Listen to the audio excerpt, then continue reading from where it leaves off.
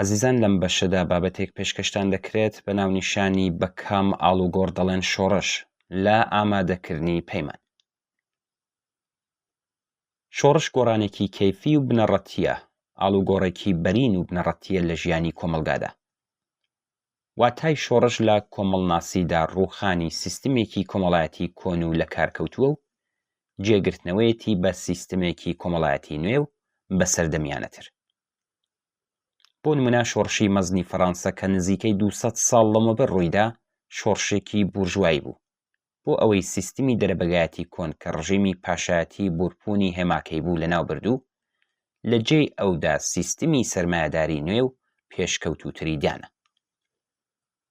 شۆڕشی مەشروتە دەستووری ئێران شۆڕشێکی بورژوایی بوو چونکە هەرچەندە کۆتایی پێنەهێنا سەرکەوتنی تەواوی بەدەست نەهێنا، بەڵام لەسەر بنەمای خانیەکی بۆگەن و فێئۆداڵی لێدانێکی جددی لێدا.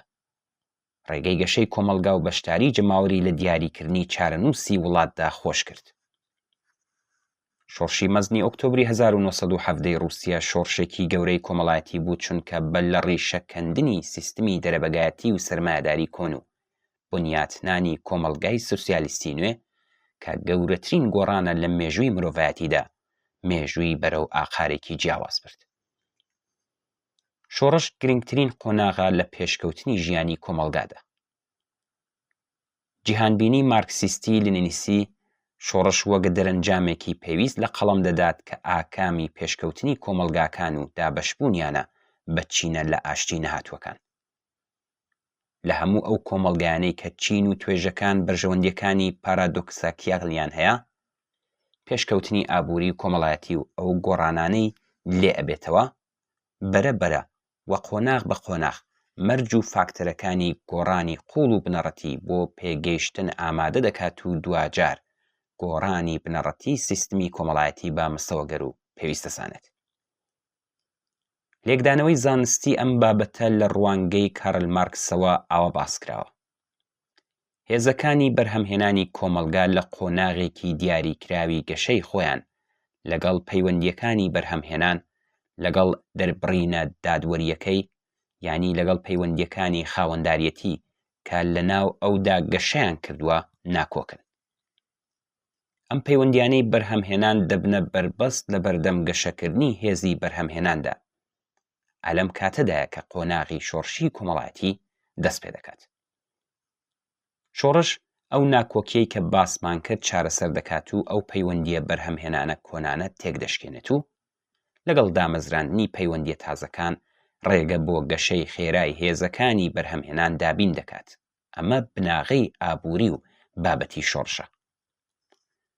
شۆڕش چینێکی حاکم دەبەزێنێت و چینێکی تر دەهێنێتە سەر حکومکە نێونراتی پەیوەندی بەرهەمهێنانی پێشکەوتووتر دەکات.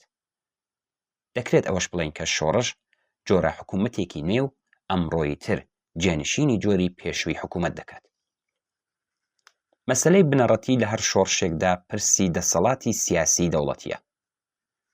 گرتنی دەسەڵات لە چینی حاکمی بەسەرچوو بەدەستی توێژ یان چینی پێشەنگ لە هێما بنەڕەتیەکانی هەر شۆڕشێکە.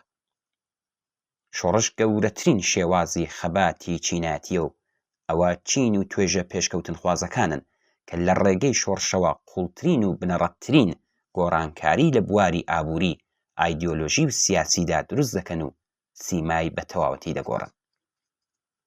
ئاشکرایە کە ڕوودانی هەندێک گۆڕانکاری یان چاکسازی یان ڕفۆرم و کردار لە چوارچێوەی سیستمێکی کۆمەڵایەتیدا بە هەمان دەسەڵاتی سیاسی دەوڵەتیەوەیە و لەلایەن خودی چینە دەسەڵاتدارەکانەوە ناکرێت بە شۆڕش ناو ببرێت، هەرچەند پرۆپاگەندە و هەراهوریا لەو بارەشەوە زۆرە.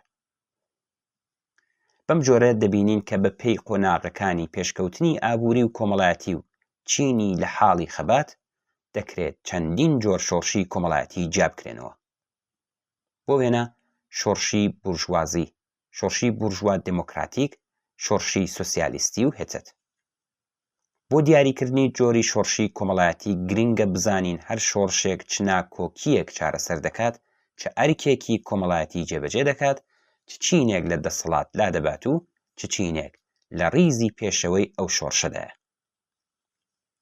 بەو لێکدانەوەیە شۆڕشی مەزنی ئۆکتۆبر شۆڕشێکی سۆسیالیستی بوو. شۆڕشی مەزنی فەڕەنسا و شۆڕشی مەشروتە لە ئێران شۆڕشی بورژوایی بوون. شۆڕشی مەشروتە یان دەستوری لە قۆناغەکانی فراوانی گەشەکردن تا ڕادەیەک لە چوارچێوەی شۆڕشی بورژوازی تێپەڕی، چونکە لەم نمونەیەدا جەماوەری خەڵک بە دروشم و داواکاری خۆیان بەشداریان تێدا کرد و مۆری خۆیان لەسەر دانا و لایەنی دژە داگیرکاری و دژە ئیمپریالیستانەی ئەو شۆڕشەیان بەهێز کرد. شۆڕش بەهێز و بە بەشداری جەماوەری گەل ئەنجام دەدرێت، هیچ شتێکی هاوبەشی لەگەڵ کودتا و شۆڕشی دەرباردانیە و ئەم جۆرە کارانە کە لە مێژوودا نمونەیان زۆرە لەگەڵ شۆڕشدا نانەوە. بۆ ئەوەی شۆڕشێک ڕووبدات مەرجی بابەتی واتە مەرجی شۆڕشکێرانە و مەرجی فکری واتە بوونی ڕێکخراوێکی شۆڕشکێر پێویستە.